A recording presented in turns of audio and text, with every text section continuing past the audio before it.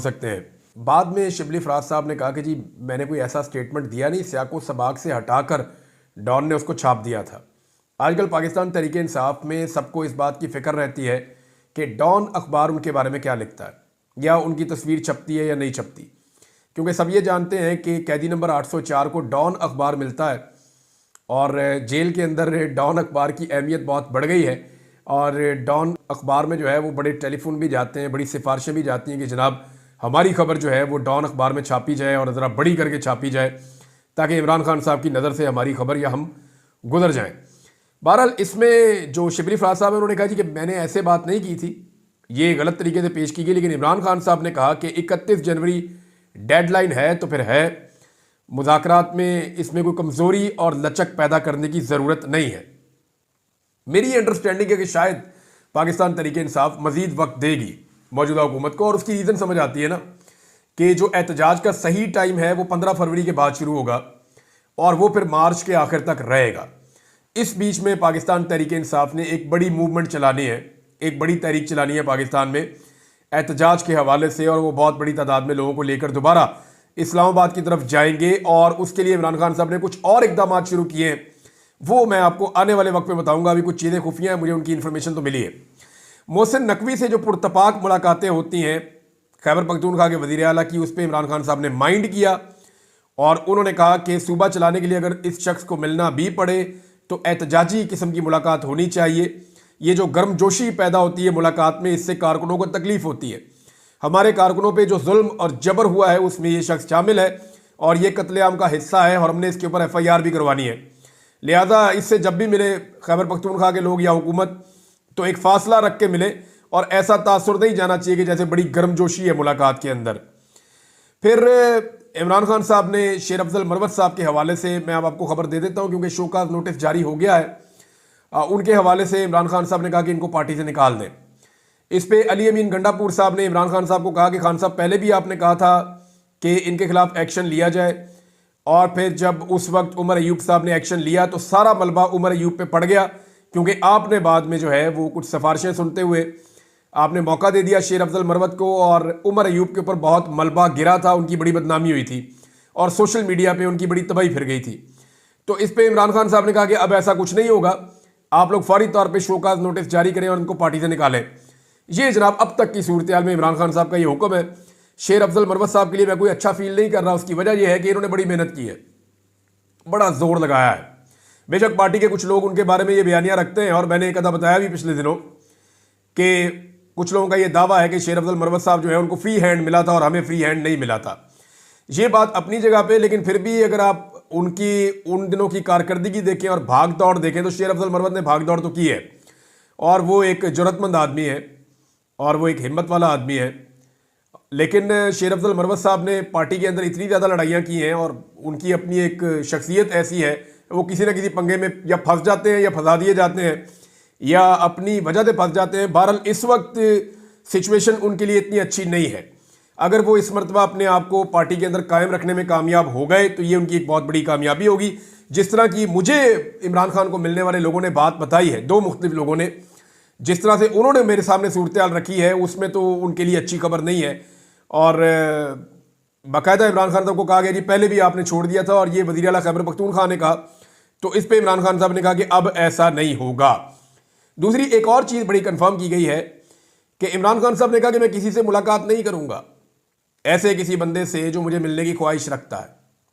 साथ में उन्होंने कहा कि पहले तमाम सियासी कैदियों को और वर्कर्स को रिहा किया जाए और जुडिशल कमीशन बन जाए, फिर मैं अपने बारे में फैसला करूंगा कि मैंने कहाँ जाना है और कहीं नहीं जाना, और किससे मिलना और किससे नहीं मिलना। ये इमरान खान साहब ने बड़ा क्लियरली ये स्टेटमेंट दिया है। इसके अलावा अली मोहम्मद खान साहब ने एक स्टेटमेंट दिया है और एक्चुअली सिचुएशन इस वक्त यही है। उन्होंने कहा कि इस वक्त इमरान खान को NRO नहीं चाहिए, इस वक्त दो तरफैन जो हैं उनको NRO चाहिए। एक तो फार्म 47 वाली हुकूमत को NRO चाहिए और एक एस्टेब्लिशमेंट को NRO चाहिए, और इन दोनों को NRO इमरान खान से चाहिए। लिहाजा ये दोनों मिलकर इमरान खान से NRO मांग रहे हैं, एक ही आदमी से NRO मांग रहे हैं, और इमरान खान साहब फिलहाल इन्हें NRO नहीं दे रहे। एक और खबर आई है नाज़रीन, और वो ये है कि 8 फरवरी आने वाला है। क्योंकि देखिए इस वक्त जब मैं आपसे बात कर रहा हूँ, आज आप व्लॉग सुन रहे हैं तो 15 जनवरी है। तो आधा महीना ये रह गया, उसके बाद एक हफ्ता है, उसके बाद 8 फरवरी आएगा। 8 फरवरी को हफ्ते का दिन है, यानी वीकेंड है, छुट्टी का दिन है। उस दिन पाकिस्तान तहरीक इंसाफ इमरान खान साहब की हदायत पे एक बहुत बड़ा एहतजाज लॉन्च करने जा रही है। 8 फरवरी को पाकिस्तान तहरीक इंसाफ पूरे मुल्क में एहतजाज करेगी, बहुत बड़ा एहतजाज करेगी, क्योंकि इसको ब्लैक डे के तौर पे पाकिस्तान तहरीक इंसाफ मनाएगी।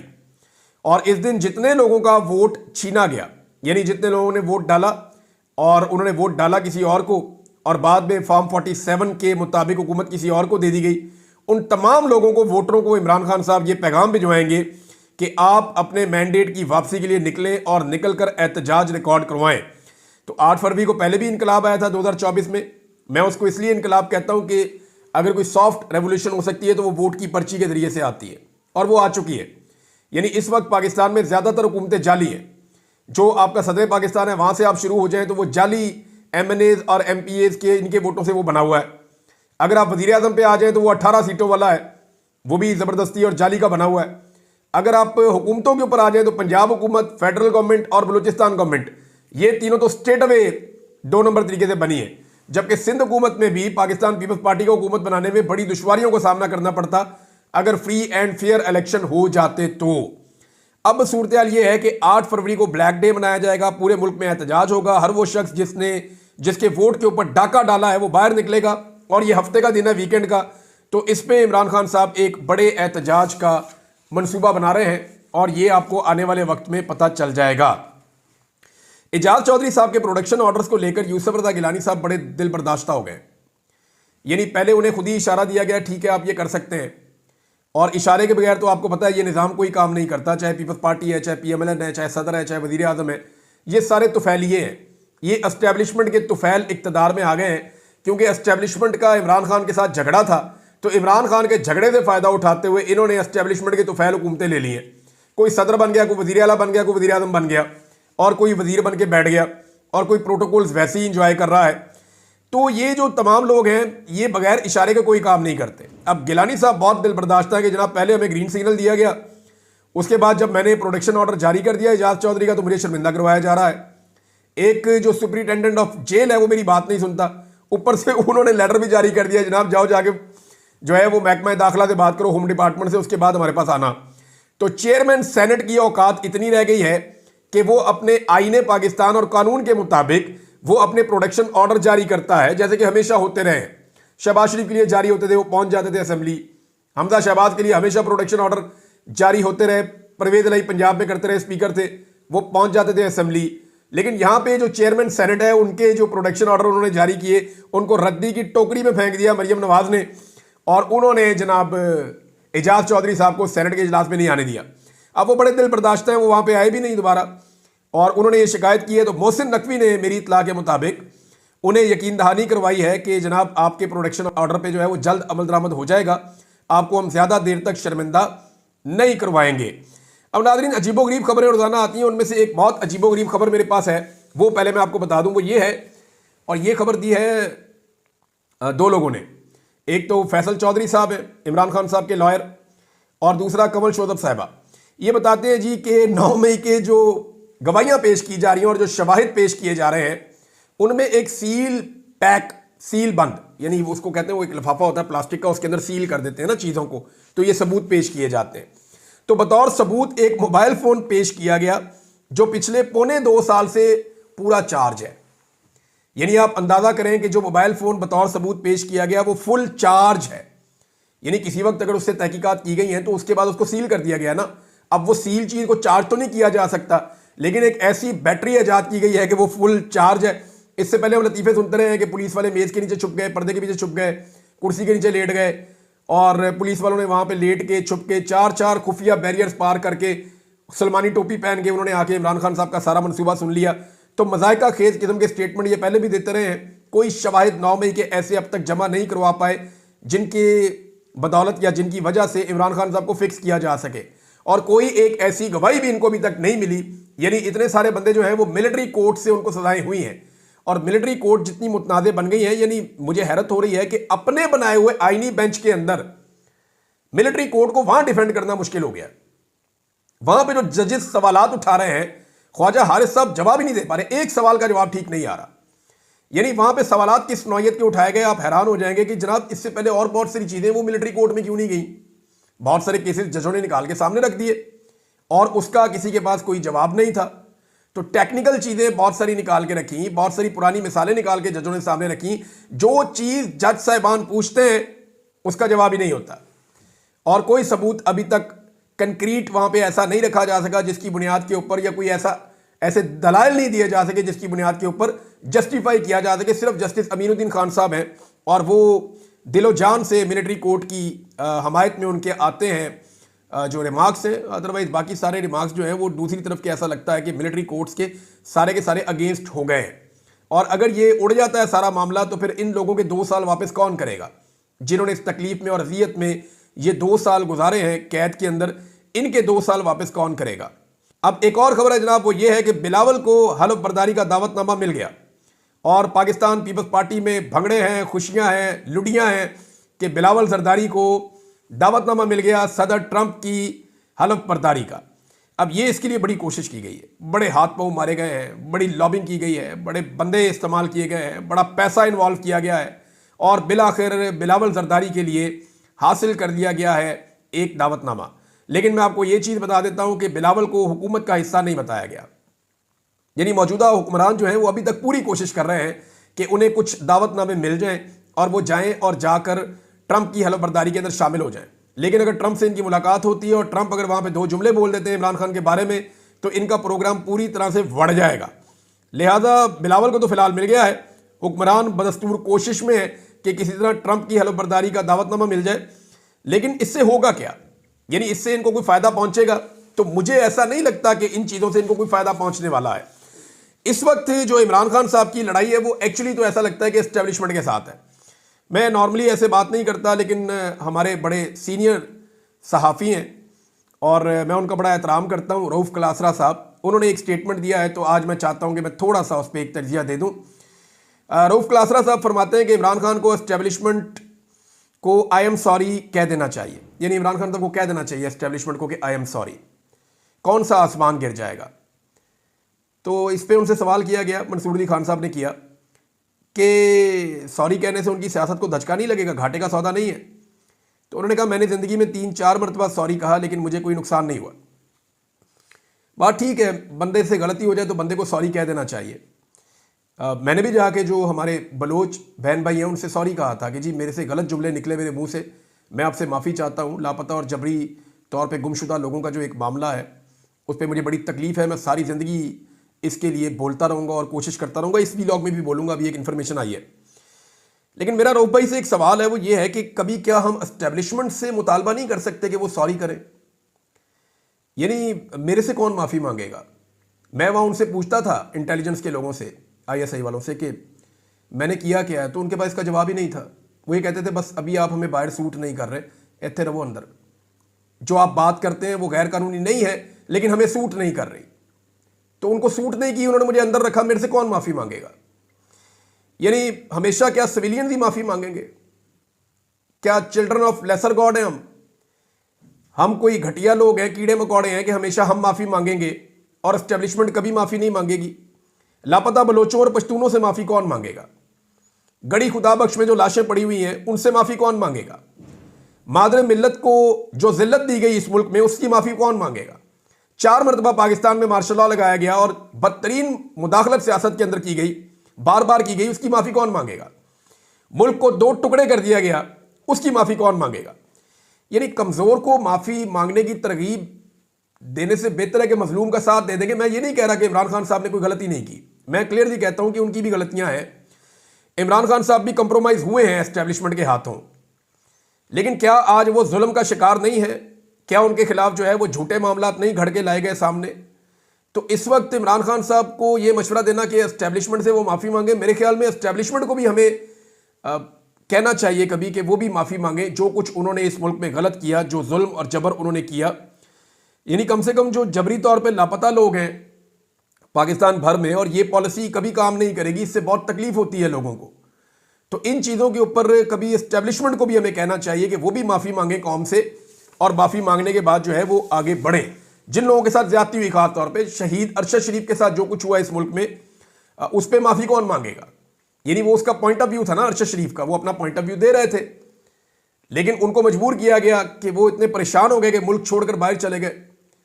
अब साबिर शाकिर से माफी कौन मांगेगा?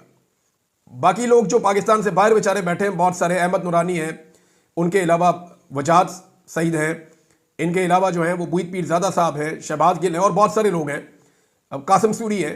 ये जो लोगों को पाकिस्तान छोड़ना पड़ गया झूठे मुकदमात की वजह से, इन लोगों से माफी कौन मांगेगा? और पहले भी लोग पाकिस्तान से बाहर जाते रहे छोड़ छोड़ के, PMLN के दौर में भी, PTI के दौर में भी, पीपल्स पार्टी के दौर में भी।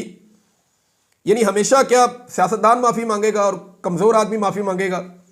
एस्टेब्लिशमेंट को भी अपने किए की माफी मांगनी चाहिए और उनको भी हमें यह मशवरा देना चाहिए कि वो माफी मांगे। सेनेटर कामरान मुर्तज़ा साहब ने एक स्टेटमेंट दिया है बलूचिस्तान के हवाले से, और ये बहुत इंपॉर्टेंट है। उन्होंने कहा कि बलूचिस्तान में लोगों को उठाए जाने का अमल तेज हो गया है। गैर कानूनी तौर पर लोग उठाए जाते हैं जिनका इल्ज़ाम सिक्योरिटी फोर्सेस पर लगता है। यानी इल्ज़ाम तो सिक्योरिटी फोर्सेस पे आता है, डायरेक्टली उनकी फैमिलीज कहती हैं। और इसमें जो उन्होंने ये कहा कि ज़्यादा लोग अब उठाए जा रहे हैं, और ये बात उन्होंने उस वक्त कही जब 2 दिन पहले chief justice of Pakistan Yahya Afridi साहब ने बताया कि जनाब, मैंने बलूचिस्तान के अंदर जो चीज़ें सुनी हैं लापता अफराद के हवाले से, उससे मैं हिलकर रह गया हूँ। और साथ ही जो है वो सेनेट के अंदर एक सेनेटर ये स्टेटमेंट दे रहे हैं कि बलूचिस्तान से लोगों को अगवा करने का सिलसिला पहले से ज़्यादा तेज़ हो गया है। तो इन चीज़ों को अगर आप इकट्ठा करें तो पाकिस्तान कोई दुरुस्त सिमत में तो नहीं जा रहा। चीफ जस्टिस एक चीज़ पे नोटिस लेना चाहते हैं और दूसरी तरफ जो है वही चीज़ पाकिस्तान में बढ़ती चली जा रही है। नाज़रीन, मरियम नवाज साहबा के विजिट जो है वो बड़े मकबूल बनाने की कोशिश की जा रही है और ये कहा जा रहा है कि बड़ी पॉपुलैरिटी है। तो एक्चुअली ये 200-250 लोग होते हैं टोटल।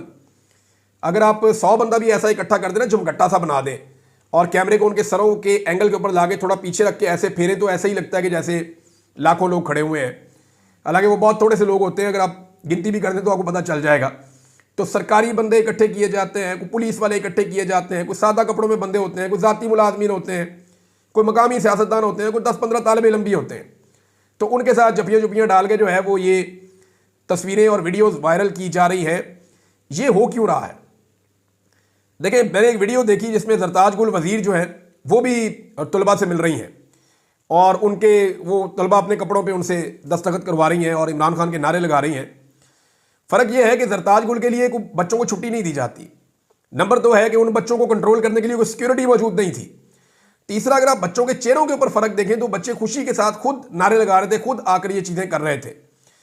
मैं अभी आपको फिर ये कहता हूँ कि ये टिकटॉकर्स जितने मर्जी ड्रामे कर लें, इस वक्त आज़ादाना माहौल में इनकी औकात ये है कि ये पूरा टब्बर मिलकर अंदरून शहर के अंदर लाहौर में, क्योंकि मैं यहाँ लाहौर का रहने वाला हूँ, तो मैं लाहौर में आपको ये चैलेंज कर देता हूँ और खुला चैलेंज है कि अंदरून शहर के अंदर ये पूरा शरीफ खानदान का टब्बर मिलकर 1 हफ्ता जोर लगाने के बाद, सरकारी वसाइल इस्तेमाल करने के बाद एक जलसा कर ले और उसके बाद सिर्फ आलिया हमजा को 1 दिन दे दें 24 घंटे का फ्री हैंड, और फिर आपको पता चल जाएगा कि आपकी मकबूलियत कहां खड़ी है। इस खानदान ने लाहौर तक के अंदर अपनी सियासी कब्र खुद खोद दी है और अब आम आदमी और नौजवान नस्ल इनके साथ बिल्कुल नहीं है। पहले नाज़रीन मुझे समझ नहीं आ रही थी कि ये एक्चुअली ये ऑप्टिक्स क्रिएट क्यों कर रहे हैं। ये चीज़ें तो जाके इलेक्शन के करीब की जाती हैं। ये अचानक से मरियम नवाज को क्यों लॉन्च किया गया है? थोड़े अरसे में बताया जा रहा है कि नवाज शरीफ को री लॉन्च किया जाएगा, तो मरियम को क्यों निकाला गया? क्यों इदारे, तालीमी इदारे, बच्चे, ये ऑप्टिक्स क्यों क्रिएट किए जा रहे हैं? इतना पैसा खर्च कर रहे हैं, इंतजामिया का जोर लगा रहे हैं। जिस ज़िले में ये जाते हैं वहाँ की पुलिस को, वहाँ की ब्यूरोक्रेसी को मुसीबत पड़ जाती है कि अगर प्रोग्राम के अंदर कोई ज़रा भी खलल रह गया तो हमारी ऐसी तैसी हो जाएगी, हमारी मंजी ठुक जाएगी। वो बेचारे दिन रात एक करके किसी तरह भी उसको पुरअमन तरीके से प्लांटेड किस्म का एक प्रोग्राम करने की बेचारे एक्सरसाइज करते रहते हैं। हुआ यह है कि कुछ अर्सा पहले ये जो टिकटॉकर्स हैं इनको बाकायदा ताना दिया गया है और इन्हें बताया गया है कि आपको जाली हुकूमत तो दिलवा दी गई, इख्तियारात तो आपको दिलवा दिए गए, लेकिन इसके बावजूद आप पाकिस्तान में अवाम के अंदर कोई हमदर्दी पैदा करने में मुकम्मल तौर पे नाकाम रही और पूरी सपोर्ट आज भी नौजवानों की इमरान खान के साथ है। तो अब जनाब ये